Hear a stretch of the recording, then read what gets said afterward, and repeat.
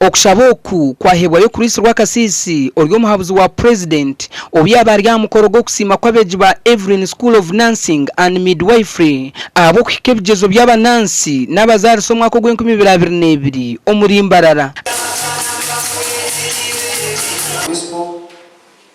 And the tutors for the great work, advice, knowledge and guidance towards our success, especially in the current results that we receive. Anza ninyebaza director mwana wanje Karema umurimo murungi munonga ogwakozire amanyu. Ekya kabiri mwebaza ahabwa bashomesa abarukuronda, qualitative doctors.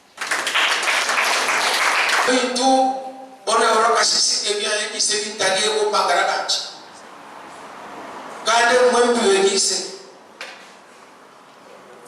akanyekesa kwa pancho kukwatesha bakasisi yake tesha nesi meseso wachera batokuso mu kigogo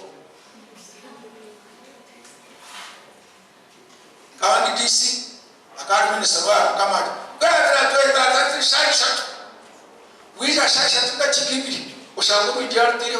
Abarikuri shomereri basimama n'agabana barukutamu okurebeka ngo bagumane bahisi shomereri kitinisa bari umwanya okubasa kundi shomereri ngarihereza abana kandi umuragende okwahero abana bakozereza sini ya kane amkaga mbagambere ngo shomereri n'ukore cyamana bogere kugaba